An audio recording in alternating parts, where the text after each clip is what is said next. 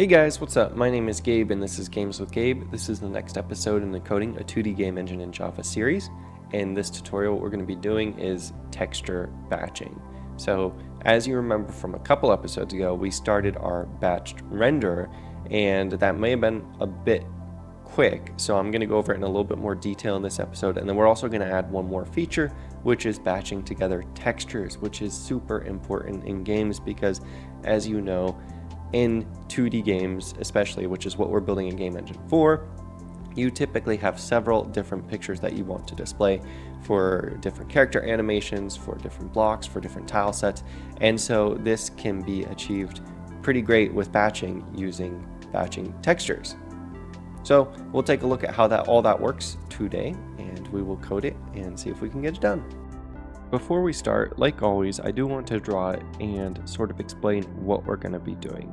And before we even start explaining texture batching, I do just want to quickly go over what exactly batching in general is. So remember, we eventually want to have a game scene that looks like this. And we want to be able to, instead of drawing one sprite per draw call, which is what we would do if we created this as a game object and attached it, and we said draw, and then we just drew it sort of like we did in the first drawing the first square episode. And then we just drew this square, and then we did that for every single square. It would be extremely slow, which we also saw because when we limited our batch render to one draw call per object, it ended up going extremely slow at like 1 FPS. So what we want to do instead is just simply say, okay, let's batch all of these together. So we calculate the vertices in world space for every single object, and then we just stuff all of these vertices into one big array, and we just keep going for every single object until we get up to 1,000 of these squares, right?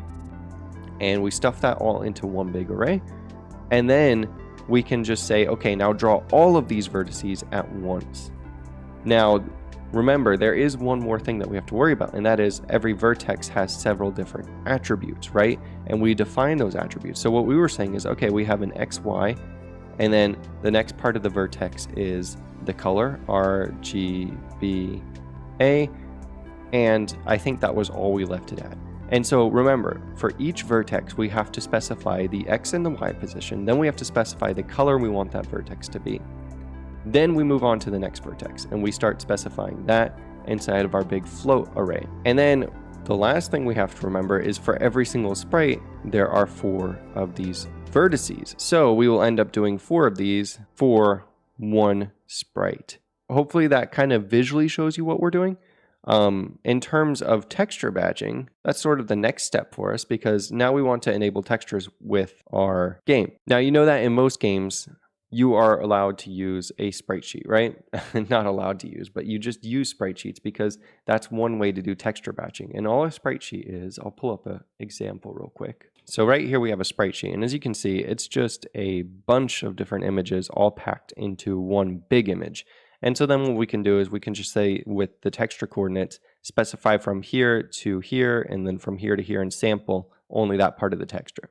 So that's one way to do texture batching, but what if you have multiple sprite sheets also? Because in our particular case, we have a sprite sheet for the blocks, and we have a separate sprite sheet for some items and stuff.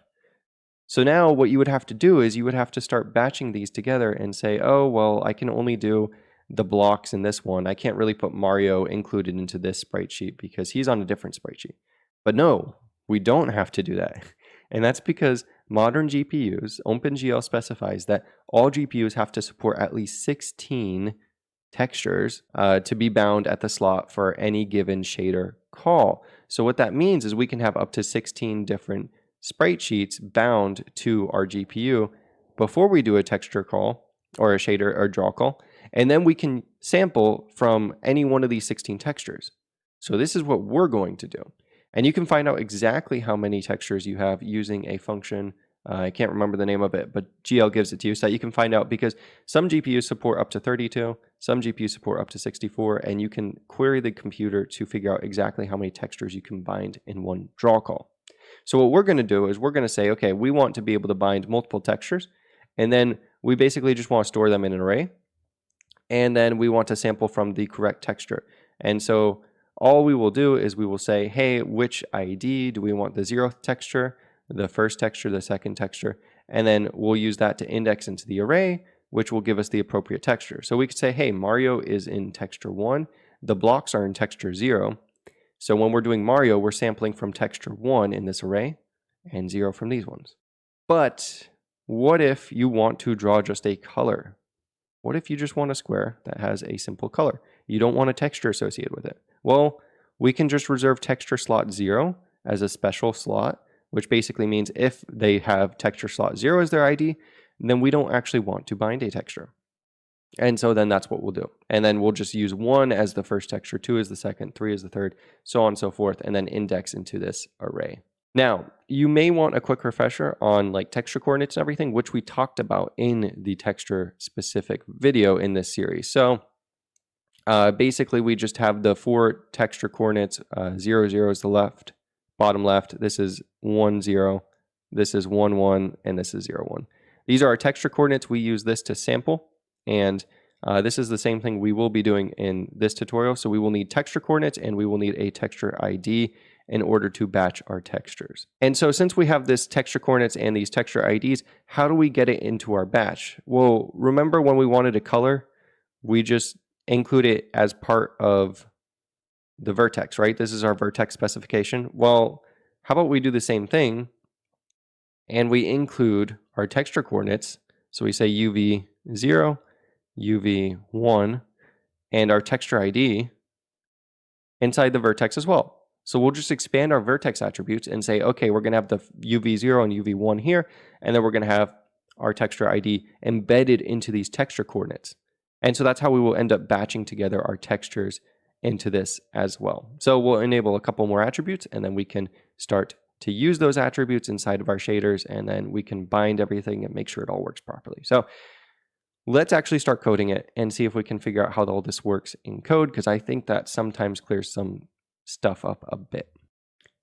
Hey guys, this is Gabe from the future. So I actually finished recording this tutorial, but I forgot to include in the tutorial a fix that was found by one of the viewers. So something broke in one of the Java builds, and you may be experiencing super low frame rates for some reason. It's not because you're actually experiencing low frame rates, it's just because our time is messed up. So this thing does not work anymore. So what I'm going to say is delete this real quick because it doesn't work anymore. Don't know why, I don't know what happened, but it's in all Java builds too, because I'm on Java 8 and he was on Java 14 and it was broken in both. So it might be a Windows update that caused this. But anyways, instead of using time.time, just switch all of your time.time calls that were in here to glfw get time and cast it to a float. And then there's one more down here and just change that. It used to look like this, but you're just changing it to this. And that should fix any laggy issues that you had where you were getting super low frame rates for some reason. So just do that fix real quick, and now we can continue with this tutorial. Just to bring us back up to speed on the last tutorial, remember what we got to was this whole thing where we basically are just rendering a bunch of stuff, and actually in the last video what we were doing was just resource management. So we'll actually make use of that too today with our textures. But what I want to do now is actually start this texture batching. So remember I said we're going to need texture coordinates and a texture ID. Well, what's the best place to store this stuff? For now, I'm going to say the best place to store this stuff is inside the sprite render. We may change this in the future. But basically what we can do is we can just say, okay, we're going to store a list of vector2fs. This could be our text coords. Because remember, we want a list that basically looks like, okay, first texture coordinate is this, second texture coordinate is this, third would be like this, and then fourth would be like this. Remember, we just have 4 different texture coordinates for the bottom left, or actually this would be bottom right, bottom left, top right, top left, respectively. And this is what we're going to store inside of these text coords. Then what we also need is we want a reference to a texture. So what texture is this guy referencing? Well, we can store that inside of our sprite render as well. Then what we can do up here is we can say, okay, well, if they want to create a sprite render with a texture, they can just pass in a texture instead. And then we'll say this dot texture equals texture. We'll say this dot color equals new vector for f1111. So we're going to make it white, and you'll see why in a little bit. Right here, we'll just explicitly set this texture to null so that we know for sure that that is null. Then we're going to go down here and we're going to say public texture get texture so that we can actually get a hold of this texture, and we'll just say return this dot texture, which will return null if there is no texture associated with this. I will say public vector2f get text chords, and we will just say vector2f array text chords equals a new, or actually we can just initialize it like this. And then we can say new vector2f in here, and I'm just going to do 1, 1, then new vector2f, and we can fix this in a minute too, because this definitely won't be right. And then another new vector2f, 0, 1, and lastly 0, 0. And then we'll just return those text chords. So we're going to generate them every time, which is a little bit of a waste. In the future, we will store them so that we can just return, like they'll be stored up here. But this is simple enough for our purposes. We just create 4 on the fly and then return it when they ask for whatever texture coordinates we are using.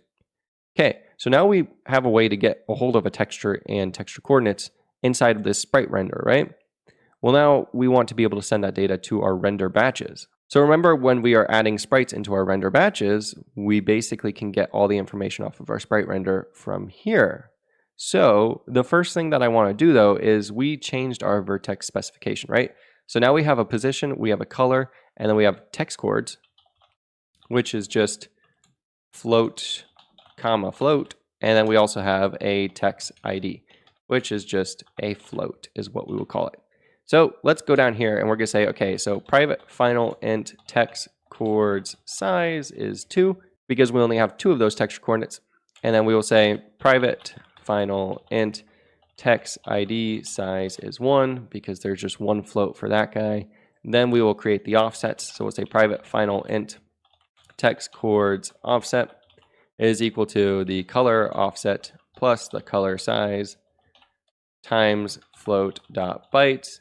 And remember, we're doing this basically, we're just saying where is this offset within the vertex? Well, it's offset from the colors offset, which is here, plus whatever the color size is, which will get us to here. And we just do it like this so that it automatically generates, and if we change anything, we don't have to worry about fixing that.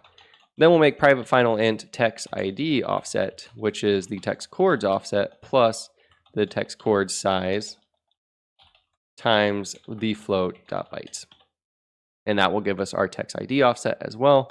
And also the size of our vertex has changed. How many floats do we have? We have 1, 2, 3, 4, 5, 6, 7, 8, 9 now. So we should change this to 9 because we have 9 floats inside of one vertex. Okay, and then mostly everything else should remain the same. But since we added those attributes, we also have to add the attributes down here and tell it, hey, we have 2 new attributes that will be coming in. So say GL vertex attribute pointer 2, which is going to be not our color, but our text chords size.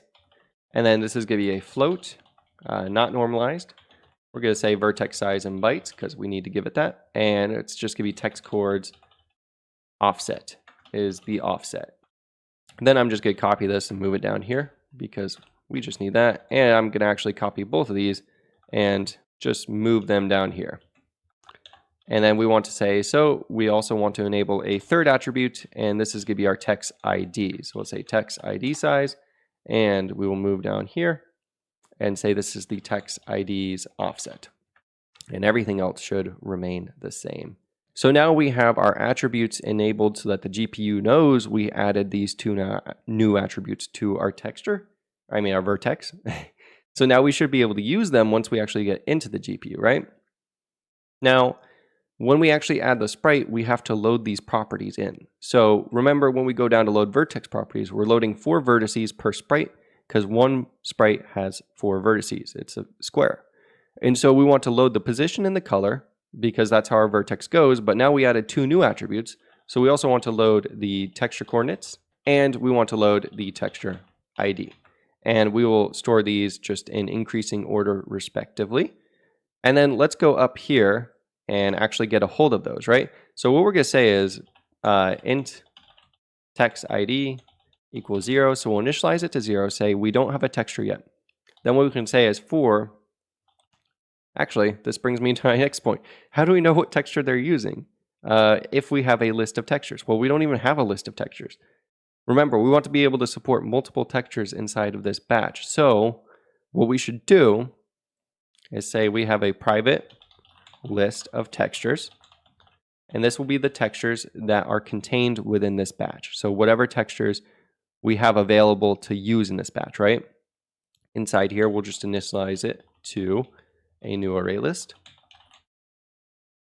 And then we now have that texture, but it's currently empty, right? We want to actually add it if we get some textures that we want to be in here. So what we can do is we can say, okay, right before we load this sprite, if the sprite.getTextures texture does not equal null, so the sprite has a texture, we want to use that texture, then we want to check, do we already have this texture? Have we already had it added by some other texture, some other sprite? So say now, if not textures dot contains this sprite's texture. So if we don't already have it, then we want to add it. So we'll say textures dot add sprite dot get texture. And all this does is we're basically saying, okay, does this sprite have a texture? If it does have the texture, and if we don't already have this texture inside of our list, let's add it to our list of textures. That way we can use it in the future. Now that we have this list of textures that should be getting the sprite's textures added to it as they get added, we can load it down here.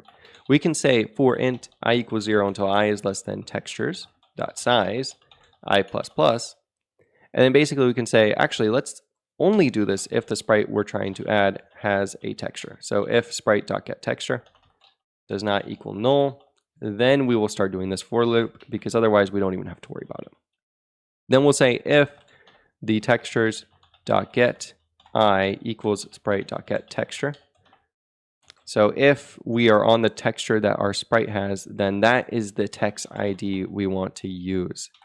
And then we'll break out. So basically what we're doing now is we're just saying find the texture ID that we want to use, and if we hit it inside of our textures, we're just going to map it directly. So basically we'll have a list of textures. We'll have like text, text, text, text, a bunch of textures, and we will loop through until we find the one that matches our sprite that we're adding right now. And then we'll say the text ID is just the ID in this array, because we're going to upload it one to one. So this would be the first texture, second texture, third texture, and we'll just map it directly. So that's our text ID. Now we can go down here and we can say vertices offset plus 6, it's going to be something different, equals text ID. Let's actually copy this real quick. We have 2 texture coordinates, right? So this will be 6 and this will be 7, and then this will actually be 8. There we go. And these are not going to be color.w, this could be the text ID, whatever, or the text chord ID, text chords. So let's get a hold of those texture coordinates too. We can just say vertex vector2f text chords equals sprite dot get text chords. And that should get us our texture coordinates that we just hard coded in for now. And then down here, instead of doing color, we'll say text chords I dot x and text chords I dot y. And we can do I because remember we're looping through for every vertex 0 through 4, and so then that will loop through the texture coordinates which we just defined inside the sprite render 0 through 4, and then we can just get the x and the y and stuff it into our array so that it has the appropriate vertex. All right, so now we should have all of the data being sent to the GPU as well. We have one more problem though. We're not binding any textures. Remember in the texture video, we had to bind the texture before we actually started to draw elements so the GPU knows what's happening. Well, we have that same exact problem now. We need to bind that texture before we can draw it. Well, we have several textures to bind, don't we? Yeah. Well, OpenGL gives us these texture slots. We can bind multiple textures. So what we want to do is bind every single texture we have. So we'll say for int I equals 0 until I is less than texture.size, I plus plus, and then what we want to do is we want to say, okay, let's activate the correct texture slot that we're going to be using, which is GL texture 0 plus I. So this is slot 0, and then when we add I, it will give us, if I is 1, slot 2, slot 3, as I increases. So we'll activate the texture in the appropriate slot. Then we'll say textures.getI.bind. So now we're binding whatever texture we have at index I to whatever slot is at index I. So we're getting that 1-to-1 ratio that I just talked about. And last thing we need to do is we need to upload an int array, which we can't do right now, but we'll create this function in just a second. And this is going to be called uTextures, and this is going to be our texture slots. So basically, this is going to tell OpenGL, hey, these are all the texture slots that we are uploading. It's sort of like uploading a texture. Remember, if we go into the shader class, when we upload a texture, all we're doing is we're really uploading one integer. So if we want to upload multiple textures, what we're going to do is we're going to upload a int array, take the variable name, and we're going to take an int array. And we'll just copy all this because it's mostly the same. And instead of doing uniform1i, we'll say uniform1iv, and it's going to take the array. And all the v means is value, which basically means this is a value pointer. So it can take in just an array. It's weird. It's a little bit C++ under the hood, so that's why it looks like this. But now we're uploading an entire array of ints. So just like we uploaded one texture, multiple textures, because it's an array. Now let's go back to our render batch. We actually need this array of texture slots, which we can define at the top. We'll just say private int text slot equals, and we'll just say 0, 1, 2, 3, 4, 5, 6, 7. We literally just want to go from 0 to 7 because it's just going to be indexing into this array that is 0 to 7, which will index into the appropriate texture. It's kind of weird, I know, but we will take a look at it in the shader and sort of see what's going on there too. So we upload an int array, which is just 0 through 7, which correlates directly to these textures that are being bound at slots 0 through 7. Then what we can do is we also want to make sure that we unbind all of our textures before we leave. So we'll just say copy that loop and then textures.get i.unbind, just to make sure that we don't have any of them bound for the next draw call, so we won't get any weird bugs. And this should be it. We should now be able to use textures. Let's go into our shader though and modify it, because now we're using this new uniform and we have a couple new layout locations, right? So remember, we enabled a couple more attributes. So we have to say layout location equals 2 is a vec2, and this is a text chord. And then we're going to say layout location equals 3 is a float, and this is going to be a text ID. And if we go back into our render batch, you can see this directly right here. So remember, 2 text chords, 3 text ID, default.glcell, 2 text chords, 3 text ID. So that's where this information is coming from, these 0 through 3 and everything. So now we just want to pass those to our fragment shader. So our fragment shader will say, okay, I also want the text chords, and I also want the text ID. And we will gladly pass that to our shader. So we'll say out vec2 f text chords and out vec float f text ID. And then right down here, we will just pass it along. We'll say f text chords equals a text chords, f text ID equals a text ID. And then inside of our fragment shader, once again, we are also taking a uniform, which is an array of textures. So we'll say uniform sampler 2D uTextures is an array with maximum size of 8 is what I'm going to say, because we should never need more than that. You could do 16 because OpenGL specifies you need at least 16. You could do 64. You could do whatever you want. I would highly recommend just keeping it low. That way lower end devices don't have to worry about running out of texture slots. So we create an array of sampler 2Ds, which is our textures, uTextures. And then we can just say our color is fcolor times texture. And then we're going to give it uTextures, ftextID, and ftextchords. So we're sampling using ftextchords from the texture located at this ID. But there's a problem. If we try to do this right now, ftextID is a float. We can't index into an array with a float. So we should say ID equals int. We're just going to cast it to an integer. So we'll say ID equals integer ftextID. and then we'll just pass in ID there instead. And remember, we initialized f color to white, which is 1, 1, 1, 1. Well, what happens if you multiply 1 by some other color? So it looks like this times some other vector. What would happen is this would multiply by this will multiply by this by this, and this by this. And what ends up happening is this equals the exact same thing we have right here. And we just get the color that we wanted. So this will give us the appropriate color no matter what, as long as f color is white. But this also gives us the ability to tint our sprites, which we can take a look at too in the future. Let's run this real quick and just see what happens. Okay, so we get black. And that's because if we go into our test scene or our level editor scene, remember we are just uploading sprite renders without texture. And remember, we said we want to reserve texture slot 0 to be the empty texture, just the color, right? But we're not really doing that, right? Because we're saying text ID is 0, and then we're looping from 0 to textures.size and just assigning that here. What we should do is instead of assigning it to I plus 1, that way, if we have text in our array, what we're actually going to end up with is a 0 here.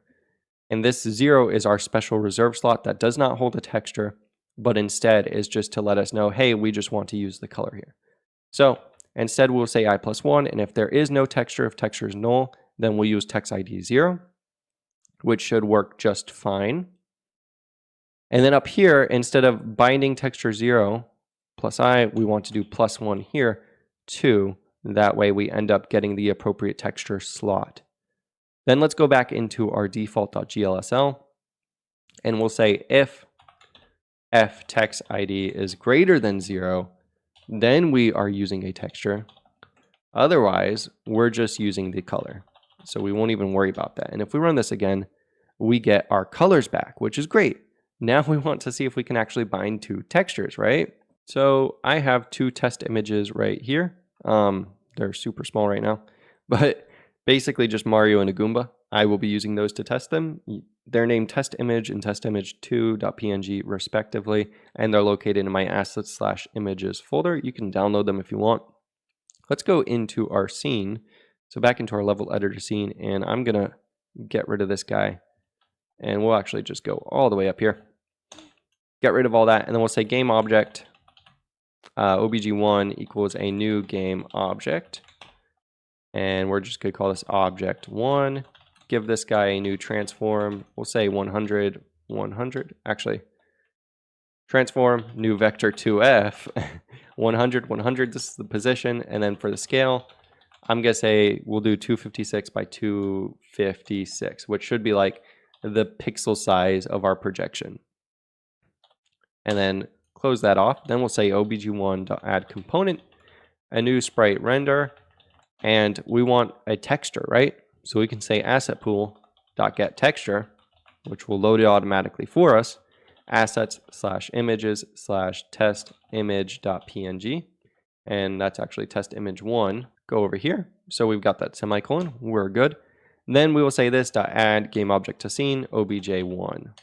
And I'm just going to do the same thing, copy this, except this is obj2. We're going to call that 2.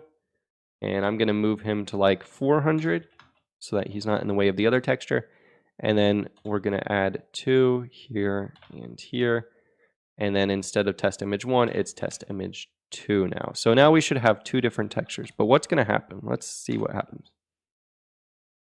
Oh, we get an error. Oh, because I named my images wrong. It's test image and test image 2. So let me take away that 1. Run this one more time. Okay, so we get it. But as you can see, they do not look right at all. What the heck is going on here? Well, this is a UV error, right? Our UV coordinates are not correct. Remember, this should be 0, 0, 0. This should be 1, 0, 1, 1, and 0, 1. Let's check and see what our texture coordinates actually are. So let's go into our shader. And instead of doing color equals this, I'm going to comment that out. I'm going to say color equals vec4 f text chords 0, 1. And so what this is going to do is it's basically going to make a color that is our text chord X and Y, and then 0, 1. So RGBA, so basically we want 0, 0 should be black, 0, 1 would be green, 1, 1 would be yellow, and then 1, 0 would be red.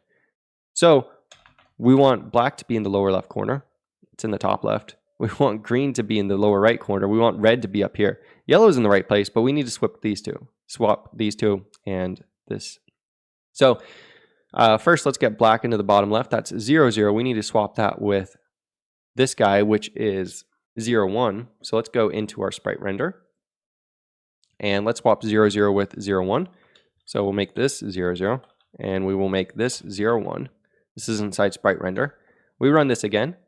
We have swapped those now. Now we need to swap these two because these are in the wrong place too. So this is 0, 1. This is 1, 0. Let's swap those. So we will say this should be 1, 0. And this should be 0, 1. And now if we run this one more time, okay, there we go. Now we have it in the correct order. So let's run this one more time. Let's change our sprite shader to actually, output the color of the texture. There we go. We get it again, but they are sideways. So I clearly messed up my texture coordinates. Again, I actually don't think we were supposed to swap those last two. Okay, yeah, so ignore my advice on that last one. I was just doing the colors wrong. So this should be 1, 0. This should be 0, 1. That was correct. But we still have a problem. They're upside down. Why are they upside down? Well, that's because OpenGL sort of does things a little bit backwards. And there is one easy way to fix this. Remember, we had this problem too in our texture specific video. What we can do is we can just tell STBI to load our image upside down, which will correct this. So we'll say STBI set flip vertically on load to true, which will flip it vertically. And now we get our sprites in the correct order. So this is now all functioning correctly, and we can load up to 2 textures. We are running out of time, but there is one more thing that we need to do. I will leave this as an exercise, and then we will cover it in the next tutorial. So in our render batch, we are just adding textures if we do not have them. So if we go into when we add a sprite, we just check and see if we have the texture inside of our array or list. If we don't, we add it. What happens if we add more than 8 textures? We add a 9th. That should not happen. We don't want to do that. We want to limit it so that if our batch fills up with textures, it should stop, and then it should move on to a new batch and start a new batch that has the texture that you need. We will cover this in the next tutorial. This will all be going on in the render. It's not too bad. Give it a try if you want. Basically, if this has no more room for textures, then we should move on to a new batch. That's the gist of what we want to do. But this has been texture batching. I hope you guys enjoyed this. If anything didn't make sense at all, please leave a comment and I will try and clear that up. It's just a kind of difficult concept to wrap your mind around and stuff, but I hope the visual explanation helped a little bit, and I hope that this is starting to make a little bit more sense. It will come with time, I promise. It just takes a little bit. But I'll see you guys in the next tutorial. Thanks. See ya.